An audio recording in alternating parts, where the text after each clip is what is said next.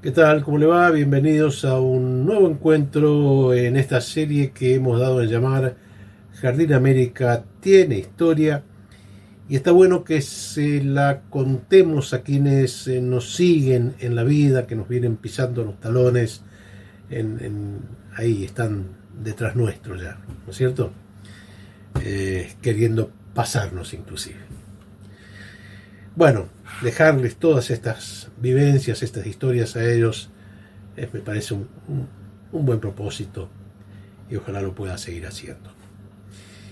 A ver, en los encuentros anteriores me he venido refiriendo reiteradamente a los japoneses.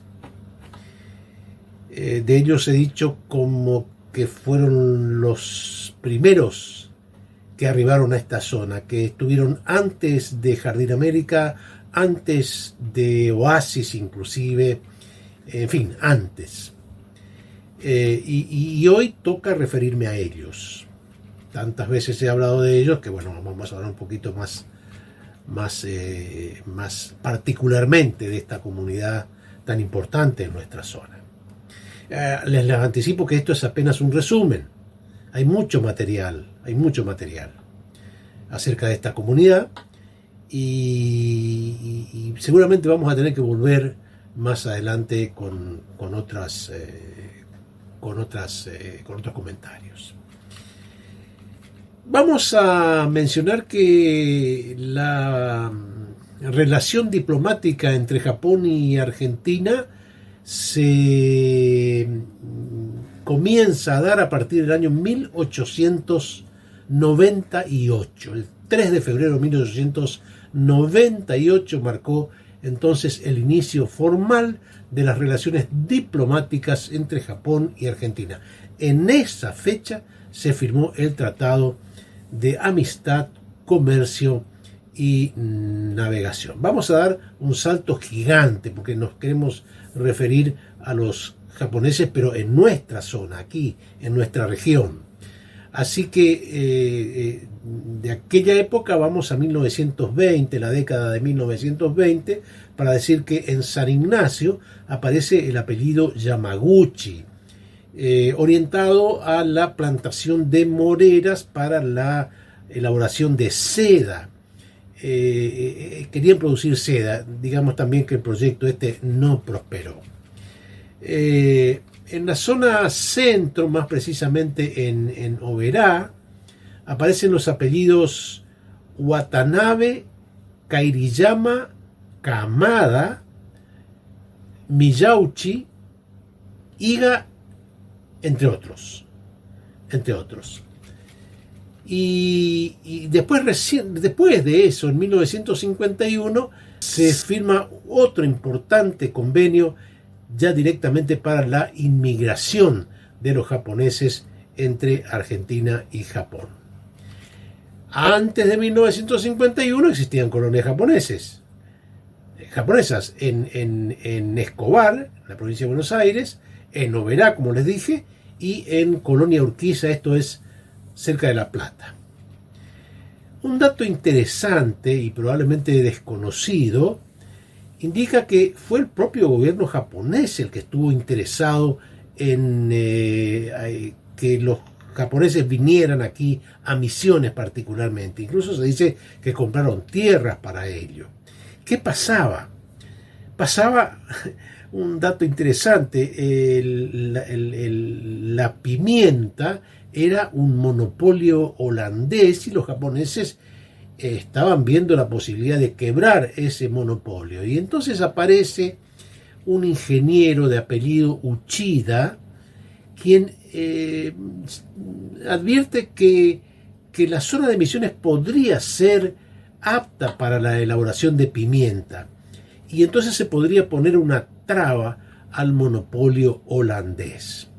Bueno, y ahí entonces creo que puede encontrarse el motivo por el que se desarrollan una serie de acciones que terminan o van terminando con la compra por parte de la firma Lemos, Ciaroni y Méndez Huerta de tierras para venderle a los japoneses, tierras que estaban en la zona conocida como Colonia La Otilia y el Campito, o bien también llamado San Pedro del Tabaí.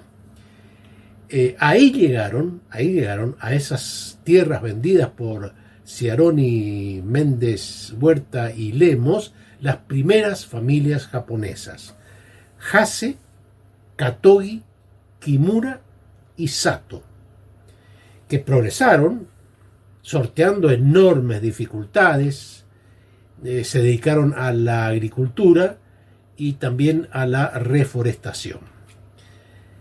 Recién para 1956 pueden empezar a plantar hierba, porque había un problema con la cupificación. Entonces se libera en 1956 y entonces los colonos japoneses pueden empezar a plantar hierba. También se dedicaron a la plantación de tun. Eso le significó un importante aporte a la economía. Crecieron allí mucho con la plantación de tun, porque estaba en Santo Pipó una oleaginosa conocida como tungoil.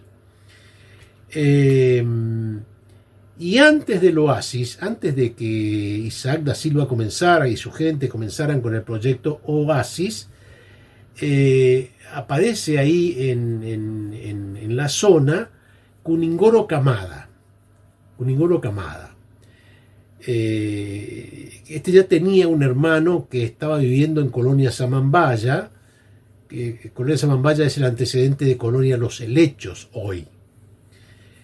Los 4 hijos de Kuningoro Kamada adquirieron en 1946 unas 3.000 y pico de hectáreas a la sucesión Roca, los mismos que le vendieron tierras a Isaac da Silva, y se dio origen allí a la colonia Sol de Mayo, distante a unos 10 kilómetros de Jardín América.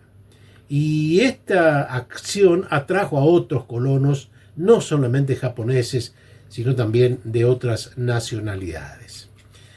Aunque en número reducido, la influencia de estas familias se multiplicó a través del trabajo constante, el ejemplo silencioso y la participación en cooperativas, en escuelas rurales. Para cerrar el tema de la pimienta, digamos que ese proyecto no prosperó acá en Misiones, sí prosperó en Brasil, y entonces lograron quebrar el monopolio holandés al cual me había referido anteriormente. ¿Les fue bien a los japoneses? Y sí, pero no todas fueron flores. Durante la Segunda Guerra Mundial, la comunidad afincada en Argentina y en menor medida aquí en Misiones debieron enfrentar cierta desconfianza, restricciones, al considerarse Japón un país enemigo. Y entonces las familias japonesas debieron asentar su tradicional bajo perfil. Sabemos que tiene un perfil bastante bajo en ese sentido, ¿no es cierto?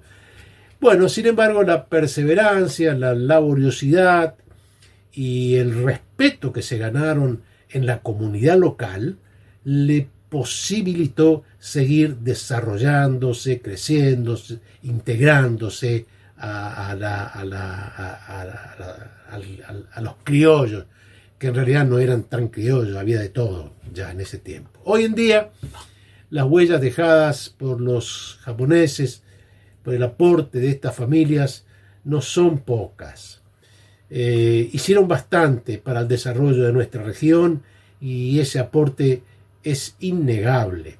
Sus descendientes siguen en la zona, en actividades rurales, comerciales o profesionales, y mantienen vivo el espíritu de esfuerzo que trajeron de allá del oriente sus abuelos y bisabuelos.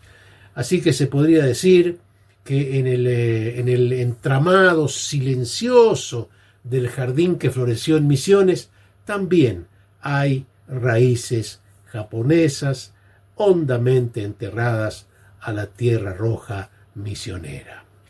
Seguramente tendremos que volver en otra oportunidad.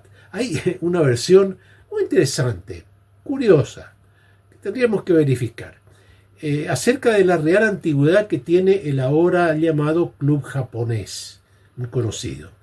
Hay un tema bastante interesante que vamos a tocar seguramente en otra oportunidad. Bueno, esto ha sido todo por hoy, o casi todo por hoy. Como siempre, espero sus comentarios, sus opiniones, sus críticas, ¿por qué no? Todo será bienvenido. Y nos volvemos a encontrar en la próxima, si Dios quiere, solamente si Dios quiere. Será entonces, pues, hasta ese momento.